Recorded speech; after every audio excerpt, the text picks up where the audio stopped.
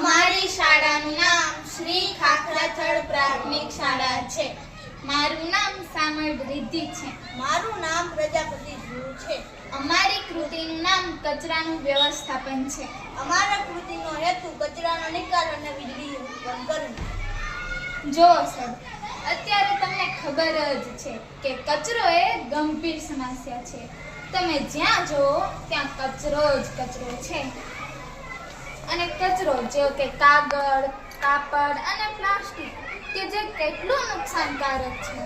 તો આ કચરાના નિકાલ માટે અમે એક આ પ્રોજેક્ટ લાવ્યા છીએ. અને આ પ્રોજેક્ટનું કાર્ય શું, આ અમે કઈ રીતે બનાવ્યું તે અમે તમને જણાવીએ. અમે એક મોટું પુઠ્ઠું લીધેલ છે. તેની ફરતે અમે દીવાલ જેવી રચના કરી દીધેલ છે. અમે તેની સાથે તેમાં અમે એક કચરા પેટી જેવી રચના કરી દીધેલ છે. અમે તેમાં કચરો નાખી દીધેલ છે. તેની ફરતે અમે સોલાર પ્લેટ જોડી દીધેલ છે. તેની સાથે અમે જેમ કચરો આપણે સળગાવીશું તેમ વીજળી તેમ પ્રકાશ સળગશે, તેમ પ્રકાશ સોલાર પેનલને અડશે અને તેમાંથી વીજળી ઉત્પન્ન થઈને આમાં આવશે, લાઇટ થશે. અને જો તમારે વધુ માત્રામાં વીજળી ઉત્પન્ન કરવી હોય તો તેની સાથે અમે કેપેસિટર પણ જોડી દીધેલ છે, જેનાથી આ બલ્બ જગી શકે છે.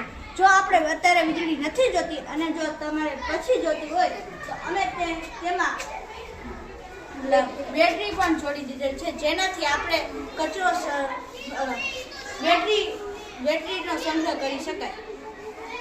આપણે જોઈએ કે કેવી રીતે કચરાનો નિકાલ થાય છે અને ધુમાડા કેવી રીતે આપણે વીજળી ઉત્પન્ન કરી શકીએ છીએ અને કેવી રીતે આપણે કચરાનો નિકાલ કરી શકાય.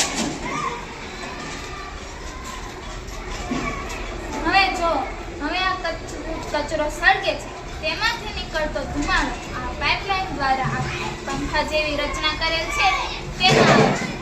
અને આ પંખા જેવી રચના ધુમાડાને ખેંચશે, જેથી ધુમાડામાં રહેલા કાર્બનના કણો આ પંખાની રચના શોષી લે છે, જેથી ધુમાડો કાર્બન રહિત વાતાવરણમાં ફેલાય છે અને વધારે પ્રદૂષણ પણ નથી થતું.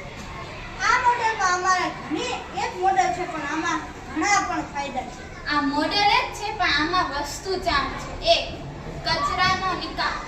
બીજું, વીજળી ઉત્પન્ન કરવી. અને કાર્બન રહિત ધુમાડાને વાતાવરણમાં ફેલાઈ શકે છે, જેથી પ્રદૂષણ ઓછું થાય છે. અને વધેલા કાર્બનને આપણે ઇંક બનાવવા પણ ઉપયોગ કરી શકીએ છીએ. અમને આશા છે કે તમને આ અમારું મોડેલ ગમ્યું હશે અને સરળ અમે જે સમજાવ્યું તે તમને સરળતાથી સમજાવ્યું.